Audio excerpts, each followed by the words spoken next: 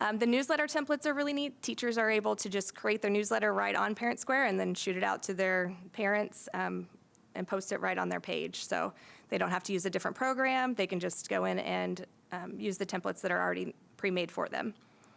There's calendars. So a teacher can create a classroom calendar, and then the parent can sync it with the school calendar, the district calendar. They can sync it with any club calendars, sports calendars, so then they can see all of the events in one spot. We can send home secure documents, so IEP reports, any standardized testing reports, 504s, those can all be shared securely through Parent Square. And then we can also track the delivery, so we can make sure that they received it, they opened it. So all of that data is there for us.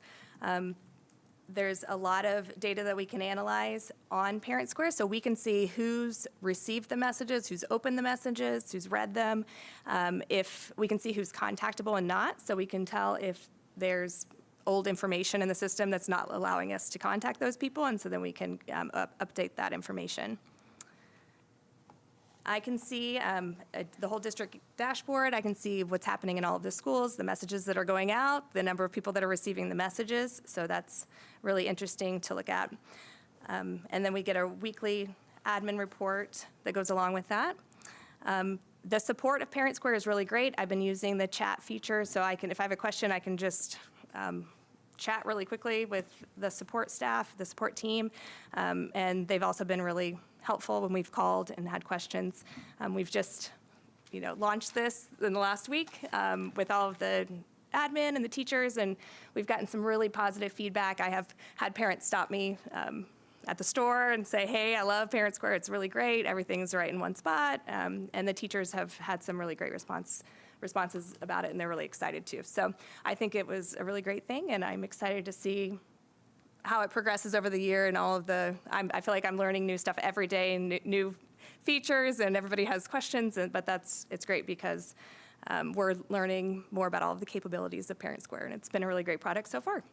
Brittany? Yeah. You mentioned something about a teacher that needed somebody to come in. Are you talking about like bringing something to them or actually coming into No, maybe room? like a parent helper up for a classroom party, something like that. How do we monitor that? I mean, they would still have to do the background check, the bully video, all of those things. But this would just allow the teacher to be informed that, no, this would just allow the teacher to say, okay, this person is available to come in and help, and then they would follow up with all the other steps. Is this a place where teachers are going to let parents know what homework assignments, or is that handled differently, not through Parent Square? I guess they could, if they send, if it's in their newsletter. I know when I was a teacher, I would send out like, we have tests on these days, and your weekly reading report is due on this day. It was kind of just built in my newsletter, and so they could do that with the newsletter templates. But it's great for them to send out a quick reminder, hey, don't forget, this is due tomorrow, or we have a test tomorrow over these chapters. And so your secondary still has Canvas it's functioning through, and elementary still has Google Classroom, so. Is the middle school on campus? Okay. and who has access to this information? So for which information? If I'm sending a letter to a teacher, you kind of mentioned you could read it. Yes, So we can. Who else has access to it? Just the district admin Okay. has the full access to all of that. Part of the beauty of this is it keeps a record of Yeah. these conversations, so we don't have side text conversations going on. So it's all, nobody's gonna say, it's gonna be way too much. But if you ever wanted to go back, and we need to go back and see something, the conversation that's occurring. Yeah, it's all archived. Okay. And so that we had told the principals last week that this is the communication tool. And so we're not using any of the other Remind, Band app, and all the other. It's going to be a process of weaning off of that because people have been using the third-party apps. But we're moving towards this, and this is going to be our communication tool. So we shouldn't have people teachers texting students like we should, because they can do this. If they want to have a conversation with a kid, they can do that.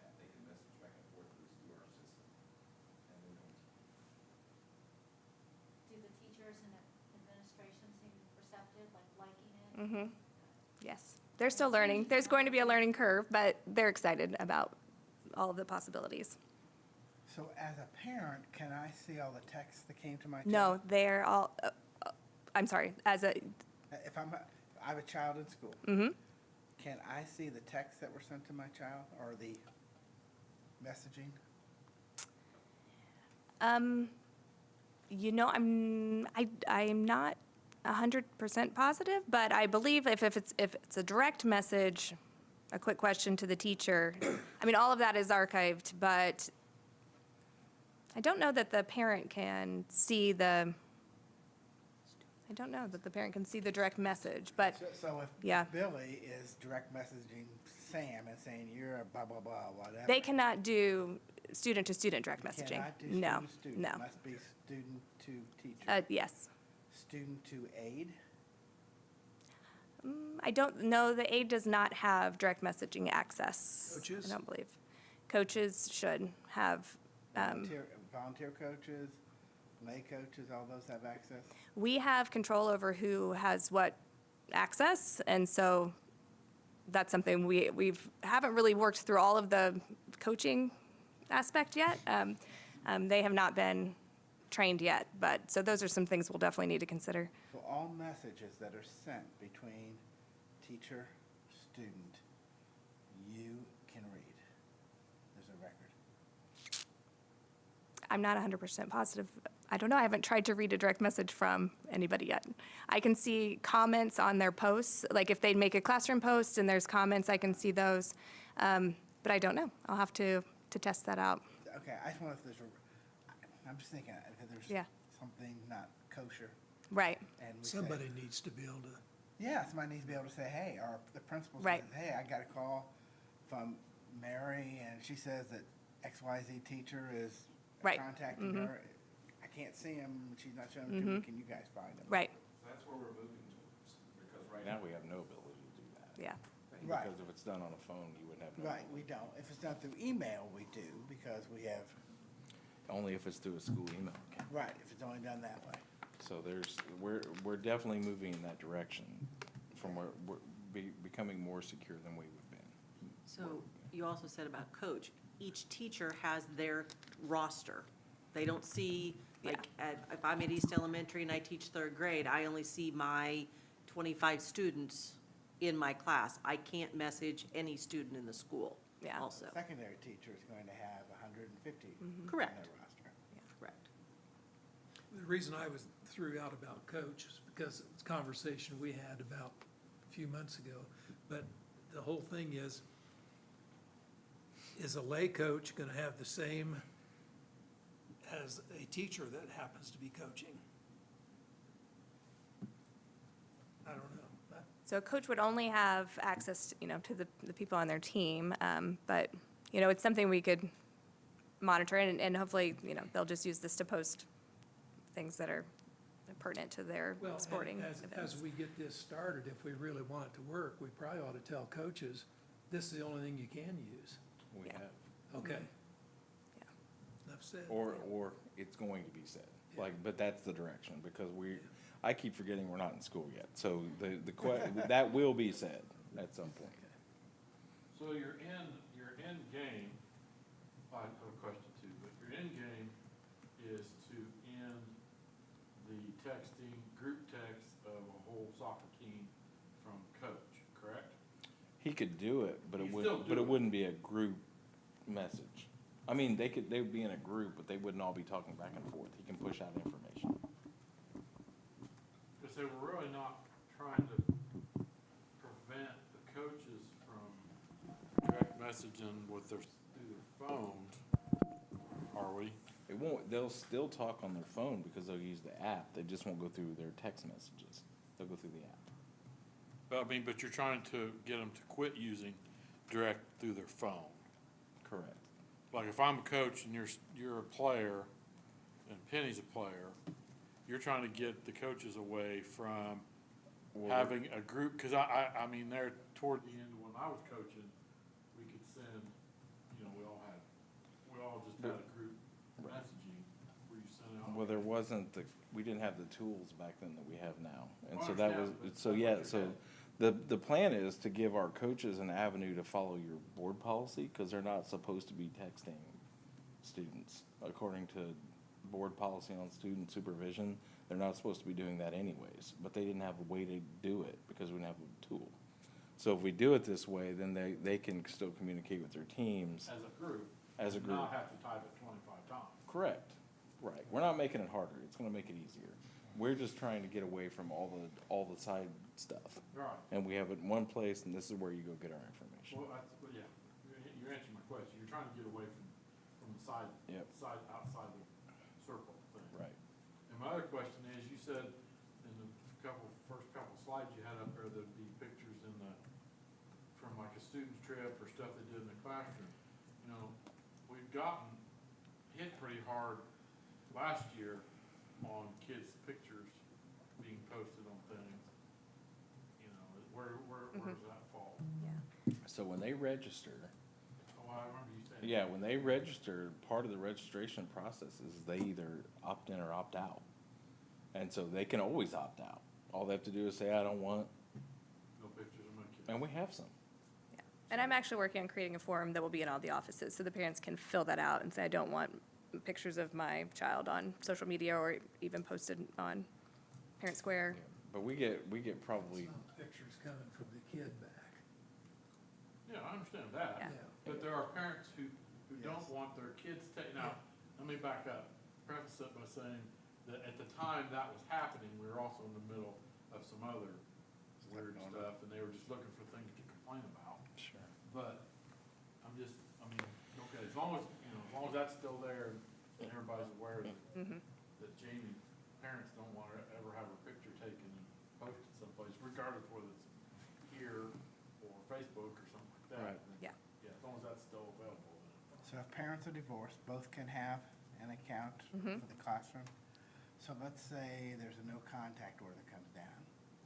Whose responsibility is it to tell the teacher, hey, get so-and-so off your list, don't take them off?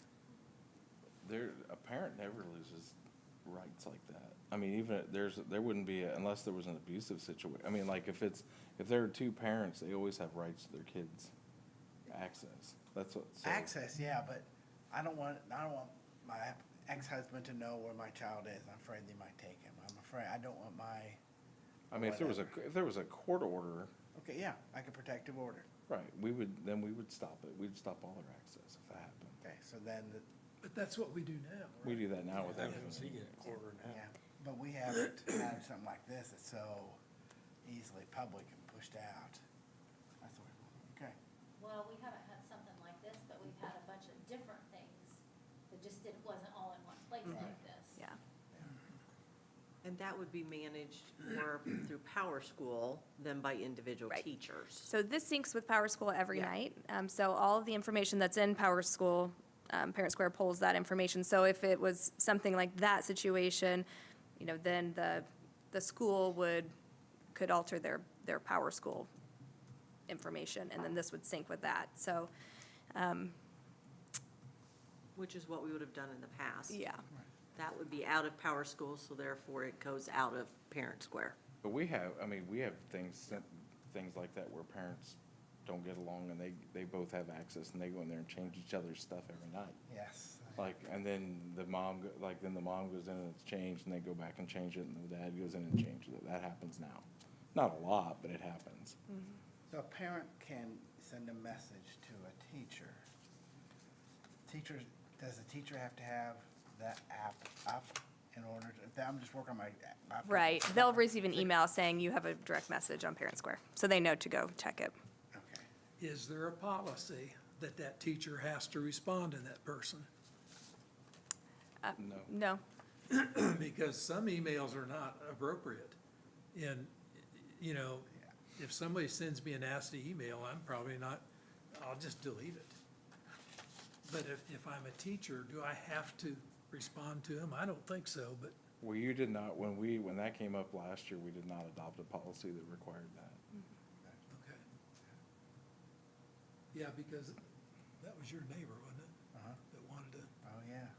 I want teachers to know they don't have to 7 o'clock at night, run on and do Oh, no, this, and that they kind can, of stuff. teachers No. can set office hours, so they can, on Parent Square that says, I'm available from this, at these times, and then after that, yeah, I won't be It's also a reading really your nice message. thing for our teachers, because if they were going through any other channel, through email and text message and Remind app, then they're on 24 hours a day. But if they set their office hours, then they're not getting bombarded. They can actually have time at home. It's not, they don't have to be on 24 hours with us. Right, something like that. Okay. Now, you talked, other districts around us have this, correct? Mm-hmm. And what challenges have they faced? Obviously, some good things they found. I've only heard positive feedback, so I don't know, that's something that I could definitely reach out to Yeah, to see what other challenges they schools and face. just, Yeah. so then we can maybe foresee any challenges that we might have and take care of those ahead of time. Right, right. I'm anticipating bad habits, just breaking habits, not bad habits. I think our biggest challenge is gonna get everybody to keep going to this and staying with it. If you've used Remind for, 10 years, that may be where you wanna go to. So we're gonna have to keep on top of that. That'd be one thing I know we're gonna have to watch. I feel like this is very user-friendly, though, and I think that people would choose to use this over Remind. Okay, how do I get on it? Well, I know, I knew that John was having a trouble, too. Have you tried to sign in? No, Okay. no. ParentSquare.com. What is it? ParentSquare.com. Or the app, right? Yep, or you can download the app, it's free. And you don't have to put in a login, you just click sign in with Google, because you have an SMC. Google and just parentsquare.com. ParentSquare.com, and then it's gonna ask you to sign in. And all you have to do is push sign in with Google, because it's a single sign-on. Since you have an SMCSC account, email account, it should log you right in. But John was having trouble, so I need to check in But I Power School. have to You do were too, that? okay. You can't Would do I it have either? to do that on this computer then? When I click to You can use do that No. on there or on your phone. Username and or password, but I haven't even put my password in there, Yeah, so. I mean, I can't. You shouldn't log- have to, because you're logging in with your Google account. I have to put my Google. I don't know what my Google password is. You shouldn't have to put in a password. So, I know, so there's an issue. So I have to look in Power School and see how you guys are in Power School, to see how it has, the information that they're pulling. So And then I can let you guys know. you tried to get on your personal computer though, right? On this one? I Yeah. tried on my phone. I just got on the Did phone. you sign in? Yeah. Well, you're the president. Can you continue? Oh, now it says account not found. Account not found? Okay, So all Brittany, right. should I be able to get on it on Yeah. this computer? And your phone? You can get on any computer Any once computer. once you sign up and you're able to log in, then you should be able to access it But anyway. I have to have a password? Well, you shouldn't have to with your SMCSC account. That's why I need to look in Power School and see what's missing, why you guys aren't able to log in. There's something that's not, must be something. My South Madison account on my own laptop. And I don't even know how. I need to work on that. Okay, We need that. That may be more of an issue. I will definitely look into that, and then I'll let you guys know what the problem is. Yeah, you'll go It's to, not Brittany's responsibility either. it'll be super simple once we get you hooked in. You will go to the Parent Square website, you will click log in with Google, and you'll be there. If you're on your phone, you'll download the app, click log in with Google, and it will be there and it stays logged in, Except if it says you don't have it once you have an account. once I have an account. So Yeah. who do I need? So I She's will gonna look look. into it, yes. Okay, thank you. It has to be something in Power School, I want to so get on that. I'll check that out. Sports Do everybody schedules. but Mark. Hey, We- yeah, who are we playing this weekend? Boom, go to Parent Square and you can find who we're playing this Okay. weekend. That would be Start a time. reason. Yeah. what time's W- it? Why else would I want to get on there? Any kind of performing arts events, those will be on the calendar. So the way we're organizing it, I think it'd be nice to have. Okay. And you see what's going on in other schools. yeah, the way we're organizing it is you can get the information you want and the information you don't want. So as an example, this week at the high school, we sent something out that said we've started there's a group in Parent Square called Student Drivers. So if your kid is going to drive as a parent, join the student driver group. But if your kid is never gonna drive, don't join student driver, and then you're not gonna get bombarded with emails about parking passes and all that kind of stuff. And so you only sign up for the things you want. You can always sign up later, But as an example, if your student is a performing arts student and you're not interested in sporting events, then you're not gonna get all the emails about basketball tryouts, and you're only gonna get emails about performing arts. And so it will be customized for parents. So. Will we be able to be direct messaged? I don't know. We'll have to try it. What's a direct message? She was talking about. Yeah. Oh, If I come into you, that, yeah. Like an instant message, so he could, SMS. once he pushes sends, you get it, and then you can type right back. So in other words, you need a remedial class for board members. Well, And yes, Mark? well, we gotta get you signed in first, yeah. It doesn't work with the Rotary, okay? It'll be okay. So, okay. to the Kim. class piece, That's funny, Skippy, that's fun. we obviously are gonna have training for the staff. I don't care who you But are. we also still have the parent digital grant that we have for the rest of August, and there's a new one coming out. So we're going to look at having some parent trainings also, so the Good. parents could do that. I think we're looking at, I think there'll be a station at open house saying, sign up if you haven't, kind of thing. Because one of the questions I've gotten from teachers is, what if a parent doesn't sign up? Then do I have to send one message to that group Nope. and a separate No, message to? a parent does not have to sign up for Parent Square, so if they choose not to, they're still going to get an email with the information. So it still automatically will send them an email. If I post something and a parent doesn't have the Parent Square app, they're gonna just receive that information to their personal email, whatever they have in Power School. So they don't have to have the app, but it's just easier to have it all in one place when you have the app. Translating Did to the other class languages list is go gonna out be through great. Parent Square? Nice. They did not go out through Parent Square, so the parents had to check Power School for their child's class assignment. But now teachers have their class roster in Parent Square, so they can send a welcome message to their class.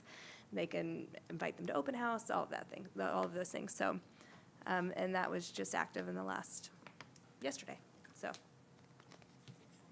Yeah, From our experience, as soon as Power School's available and the rosters are available, probably the local texting would be quicker than any other digital method. They Yeah. all know once one person knows. It'll fly through. yep. Yes. Okay, Any other questions for Thank you. Brittany? you're welcome. Well done. Thank you. Section 3.1, approval of minutes of the regular meeting of the Board of School Trustees on July 11th, 2024. You've had a chance to peruse those. Are there any questions or concerns about the minutes? Move we approve.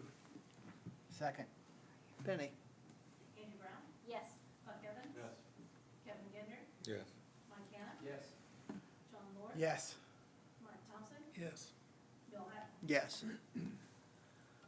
Item 3.2, approval of accounts payable vouchers. Once again, you've had a chance to look at those. Are there any questions or concerns?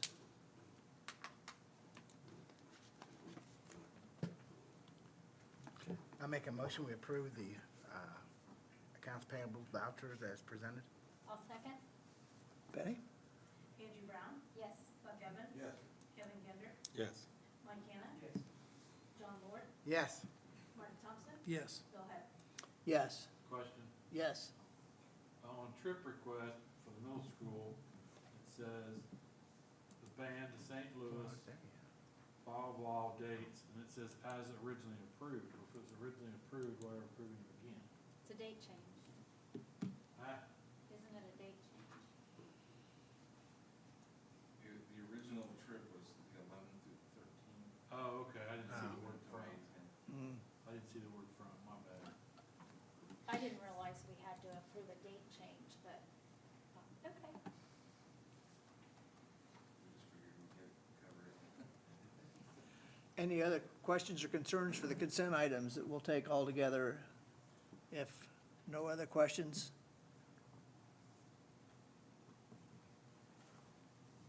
I'd entertain a motion.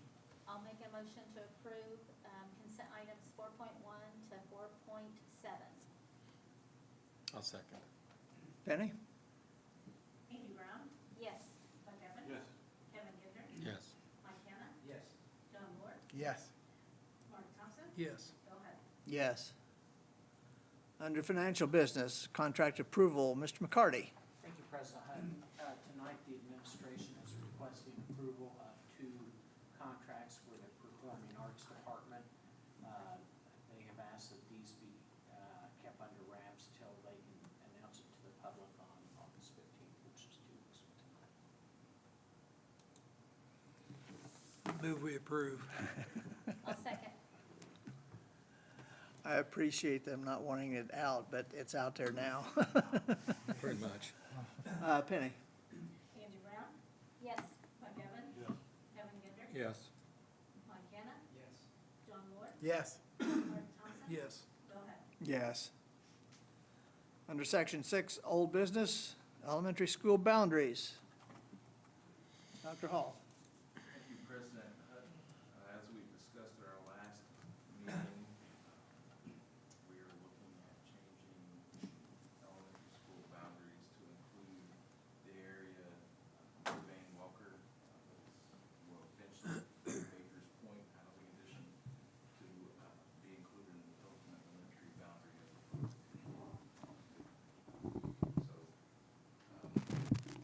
to. So if, it's the board's pleasure if they want to make that change. If you want to do that, then someone would have to make a motion.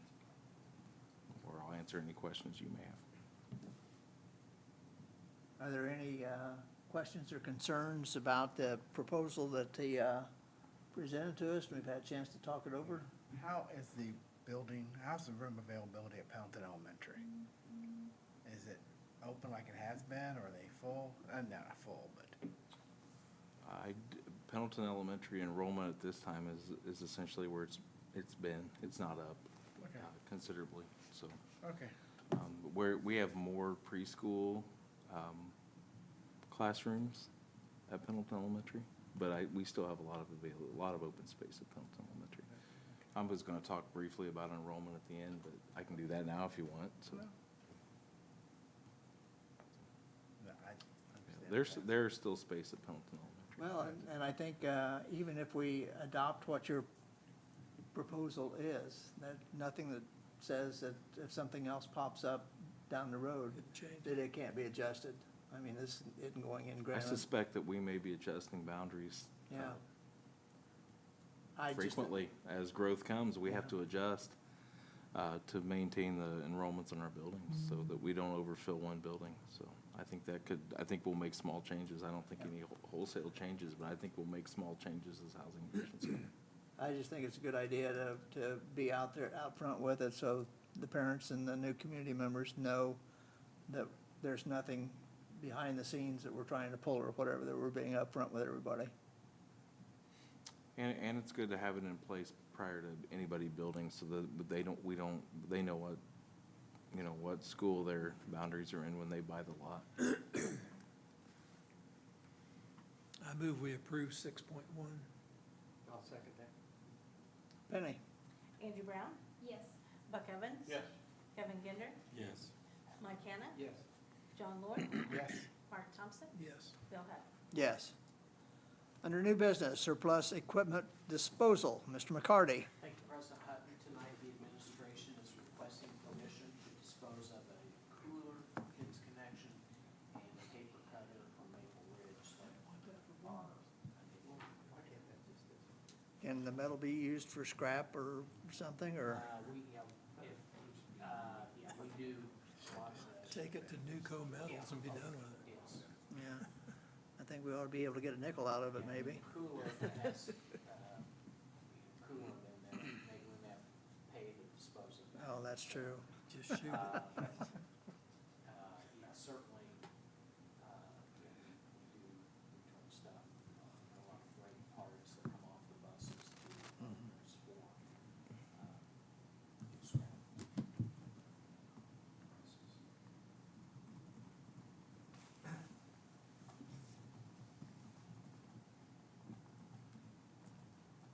Any other questions for Mr. McCarty? Nope. I make a motion to approve 7.1 surplus equipment. I'll Second. Penny? Angie Brown? Yes. Buck Evans? Yes. Kevin Ginder? Yes. Mike Hannah? Yes. John Lord? Yes. Mark Thompson? Yes. Bill Hutton? Yes. 7.2, support staff handbook update. Mr. McCarty. Thank you, President Hutton. At the July 11th meeting, the board approved changes to the support staff handbook that included a term write-up, and there was concern that write-up was not clearly defined. So as we pulled the support staff handbook and pulled the staff under the staff discipline, under item B, we had put a bracket around a write-up, so it is clearly identifying what type of disciplinary action a write-up is. Good, thank you. We're asking for approval. The one small change is the bracket with write-up. So we're asking for approval to change the support staff handbook to reflect that. I move we approve it. I second that. Thank you for the adjustment. Yes. Penny. Andrew Brown? Yes. Buck Evans? Yes. Kevin Kinder? Yes. Mike Hanna? Yes. John Lord? Yes. Mark Thompson? Yes. Bill Hutton? Yes. Item 7.3, acceptance of non-resident students for the 2024-25 school year. Mr. Crewer. Thank you, President Hutton. The administration recommends the acceptance of non-resident students to South Madison as presented. There are 8 new students that have meet the criteria, and spaces available in those grades and in their building. Additionally, requesting permission again to enroll any students who may apply between now and our next board meeting. If those applications do meet the criteria for enrollment and spaces available, then I would bring those applications to you to be retroactively approved. Have any Move we approve. questions? Second. Penny. Andrew Brown? Yes. Buck Evans? Yes. Kevin Kinder? Yes. Mike Hanna? Yes. John Lord? Yes. Mark Thompson? Yes. Bill Hutton? Yes. Thank you. Mr. Kerr, we're at in this little, spreadsheet thing here that's in our dockets, does it say total number? 590. Like that we have enrolled currently K through 12? Yeah, Yep. It is the, where's that at? All right. trying to figure out, 590. it's the, yeah, it's 590. 590. It's the first document, the first attachment there. On the right-hand side, there's a yellow box at the top. Oh, that You see it? number underneath there, that's Yes. the total. Yes, that's the Oh, total that we okay. have currently enrolled. Okay. Yeah, I was adding through my head, going through quick math in my head, of adding all those numbers up, and I'm thinking, where's that number at? Okay, it's at the Yeah. top, it's at the top. Yeah. Okay. Very well. Thank you. Tried to make it easy for you by adding them up Yeah, for I you. get you. Okay, item 7.4, textbook adoption. Dr. Miller. Thank you. Tonight, we would like to bring to you the science textbook adoption. If you recall, we postponed a year because of the state standards and their recommendation to postpone. So we are looking at a 5-year adoption instead of the typical 6. That will get us back on cycle with all of the different books. The last thing Mr. Kerr and I want to do is try to do multiples in the same year. But this year, if you recall, we adopted the OER, the Open Education Resource books. We already had those in the elementary from 3 through 6 with CK12. We now have expanded that to all the way through the high school. We use CK12, OpenStax, and Libra Text. They're all open source options. They are all editable, and we have done that with that. The secondary also created a Canvas course that will be their common platform. That book can be pushed out through Canvas. It can also be pushed out through Google Classroom in the elementary. So we are recommending that you adopt those books for the 2024-25 school year through the 2028-29 school year. We also would ask for an extension of the miscellaneous adopted textbooks from the 6-year ago adoption for 1 additional year. And then this year, we will work with them and try to go with some of the same resources, the open education resources for cost-effective measures. Are these actual books or are they They're programs? digital books. Okay, Yep. That's what I They're thought. digital but I books, wasn't yeah. sure. It's an online book, which a lot of our books are online. Secondary has been doing online books for quite a while. Elementary kind of does some of both. And so, but our science books, we've had online for 6 years now. When it says we have the ability to review and modify content Correct. internally, is that more of a, making a selection, like we choose It's this both. piece? It's both, Okay. so we can customize it. What we did this time was we had teachers go through and curate, so they started with a basic book, so let's say a biology book, and maybe there was a section that's not in our standards, they could delete that chapter. Okay. They could also add something from another book. You know, there's times, especially let's say elementary, where this is the typical fourth grade sequence of topics, but this topic is typically in fifth grade. They could grab that from fifth grade and pull it over. The one thing I know we had some teachers do this year was check readability in the elementary. So when I pull something over, do we like the level that the text is written at? Because they can adjust that too. Is there a built-in feature that would alert them if the changes that they're making would cause them to leave something out of the standards? You know, from the standards, the state standards? No, because the standards are pretty broad in category, so they aligned their standards to the content. And then we had some checkpoints along the way where other teachers checked things, where our instructional coaches checked things, just like we do with a typical adoption. There is no such thing as a perfect book, Right. no matter what company we go through. I do have companies that I think our everyday math book is pretty darn perfect, but there are pieces that are, you know, missing and we have to supplement here and there, so it's the same kind of thing. Our elementary used a combination of Project Lead the Way, Discovery Ed, STEM Connect, Mystery Science, CK12, which were the 4 components we had in the past, and they made that resource. The one thing that we do is we have a South Madison account. So one thing we talked about with the secondary was if we download that into Canvas, then it's our book. Because if OpenStax changes their book, we don't want our book to change. So we have that built into Canvas, so the teachers will pull that into their own class. They could assign the whole book, they could assign a chapter of the book because that's the chapter you're in. So there's a lot of flexibility in how the teachers assign it. But we'll all use the same book.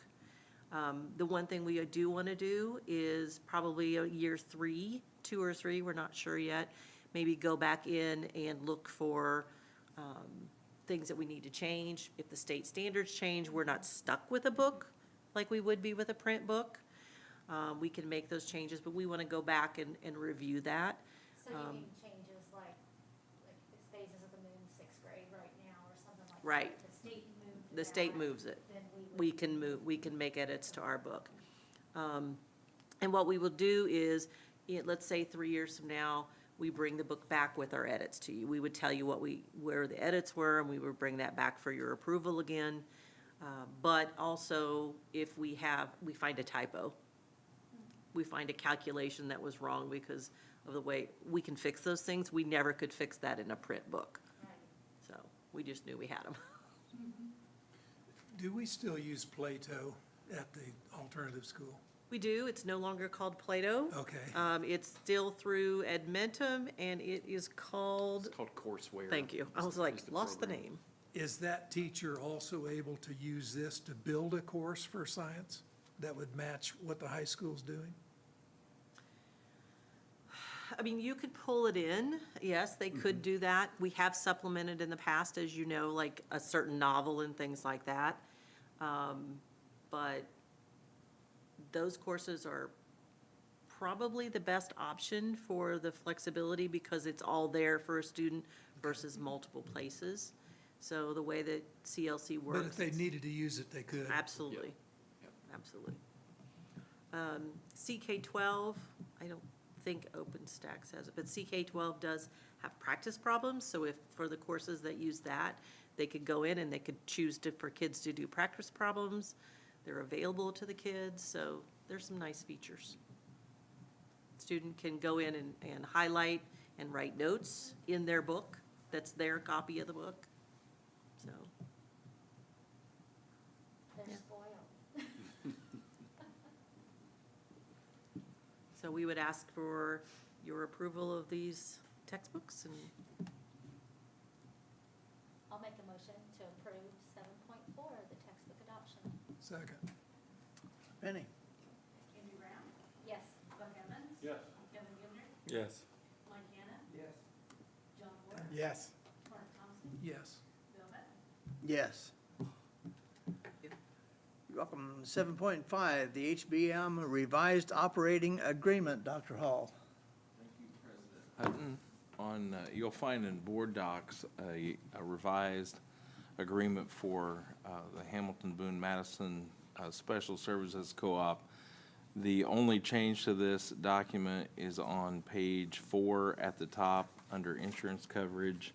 And the co-op has asked that we reapprove this agreement, and what it does, that section just clarifies whose liability insurance is responsible if there's an issue related to the co-op or one of the individual schools. So all the schools that are in the co-op are all reapproving it or considering it at their first meetings, and then if you choose to approve it, then I need President Hutton to sign the document so that I can submit it back. So one question I was asked earlier about is why is options school excluded from that section? They're on a different type of agreement. The co-op is an option school.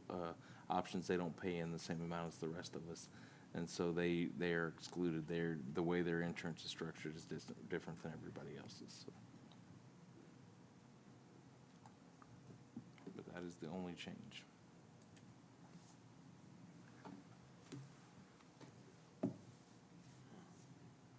Any other questions? I'd entertain a motion. So moved. Second. Penny? Andy Brown, Yes. Buck Evans. Yes. Kevin Gilder, Yes. Mike Hannah. Yes. John Ward, Yes. Mark Thompson. Yes. Bill Hutton. Yes. Other communications, 8.1, comments from patrons.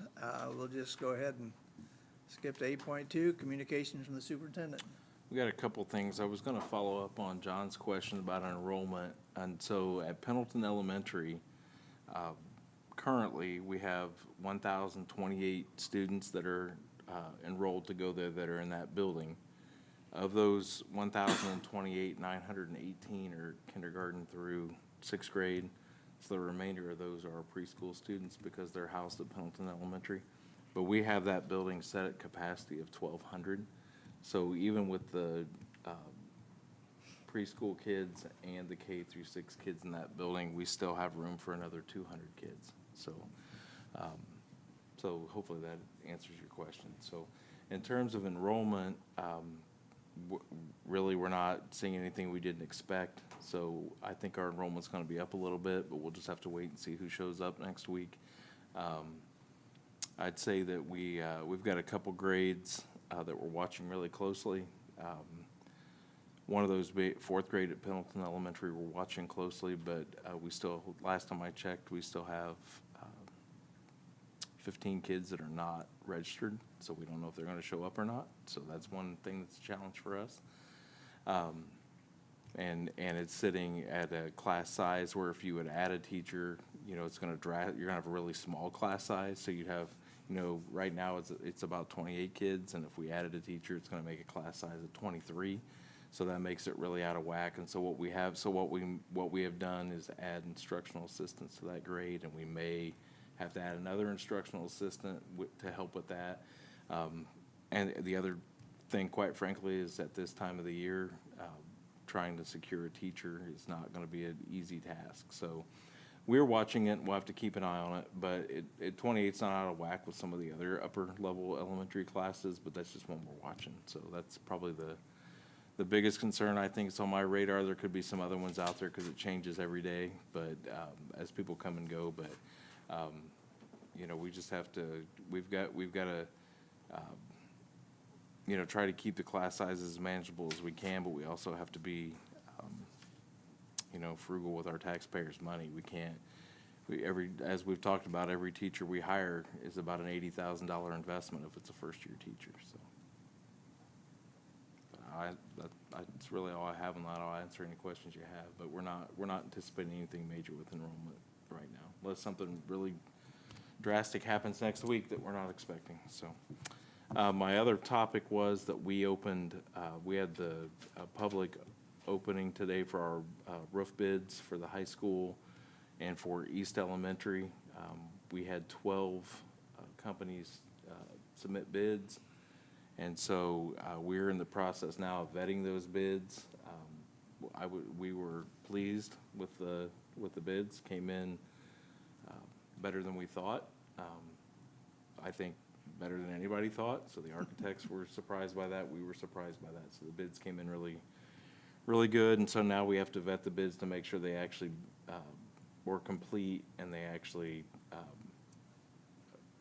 are based on what we asked them to do. Include everything. Yeah, so we have to go through all that, make sure they're complete, make sure their math's correct and all that kind of stuff. So you should anticipate that we're gonna bring you those bids next meeting for approval. We just have to vet them and make sure they're accurate, so, and then all of them had completion dates, by, I think in November. I think they were November-ish, so I think November 19th where most of them had the completion date for, so. So we're hoping that may get delayed maybe if we wait 2 weeks before we approve them, but the game plan is that they're gonna try to get this done here before the end of the year, so. But we were just pleased to have 12 people submit bids, so I think that kind of helped with keeping the cost down because they knew there were a lot of competition out there. We had eight of those 12 came to the pre-bid meeting, so they knew that there were people out there interested, so. I don't really have a whole lot I can answer about that yet because the architects are vetting them right now, and then they're gonna come back and say, these are complete bids and these aren't, so. How many would be considered local? I don't know. I know for one, but I don't know, I didn't know the names of a lot of them, so. But, I think at least, depending on local, I know that there's like one I know for sure in our community. And then I know that, I think one is based out of Muncie, I think, because I was familiar with the name, so. I've never seen Mr. McCarty with a bigger smile than what he had on today. No, It he was was- almost ear to ear. Where they were gonna come, but I was Don't- pleased. If I would not play poker if I were you. Yeah. Good poker face. I know. I'd be shocked if he did. I know, No, we were definitely pleased. It came because what the architects had anticipated it was gonna come in were considerably lower. All bids are considerably lower than that. Which is good, because if it all works out, then we have other money to address some other issues we have. That's all I have.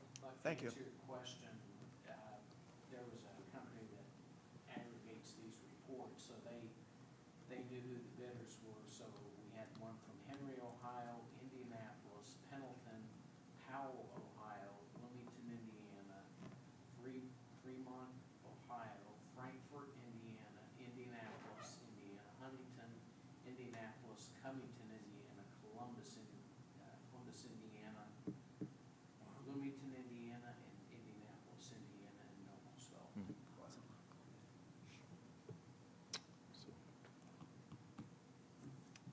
It was a great meeting. Yes. Thank you, Dr. Hall. 8.3, communications from the Board of School Trustees. Angie, I'll start down there with you, or up there with you. Up there. Yes. I hope that next week is a great start to school for the teachers and the students. Thank you, Dr. Miller, for sharing on the curriculum, textbook adoption. I think you guys find great stuff for these kids. I appreciate it, both of you. That's it. Okay. Yes, sir. Again, with her, I'm just excited, new school year, really looking forward to it. I think it's gonna be a great year. Very good. Mr. Hannah. This past week, I took Hannah Rose Urbanski over to Noblesville, right by their school. They have a large roundabout. In the middle of this roundabout is a big inn. In black and gold were Miller's. And I talked to the town about this, you know, just putting the seed out there about putting one out here in this roundabout here, Pendleton, for Pendleton, as a gateway into town. So I kind of put the ball in their court to think about that, but they really liked it, they were impressed, but we'll see. But it was just a thought. I attended an RDC meeting prior to this meeting. One of the topics, a couple of topics, one was an amphitheater that they're considering put over there on Reformatory Road. You know where that bridge is they took out? They were always looking for something with that elevated background, and that's gonna be part of the park system or the trail system. So that was interesting. I think they really want to move forward with that.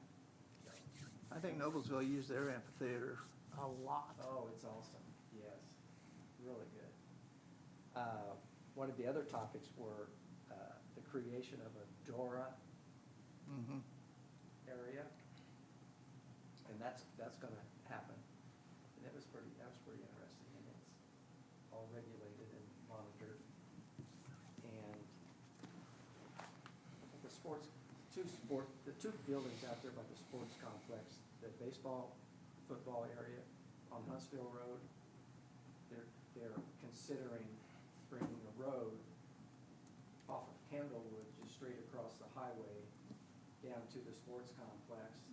And then there's gonna be a cutoff of Huntsville Road that would go behind the two businesses there, CrossFit and baseball, because cut down on the traffic on the road that comes back through there. There's some issues with that, but it was a good meeting. All that stuff was approved.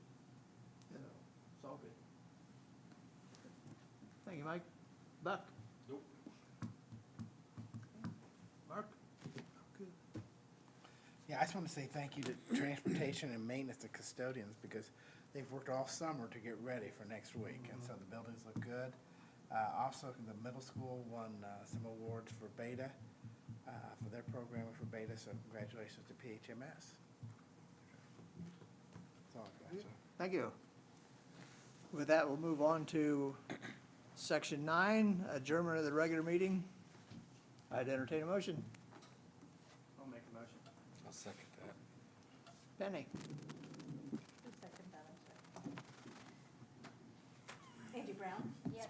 Buck Evans? Yep. Kevin Ginder? Yes. Mike Hannah? Yes. John Ward?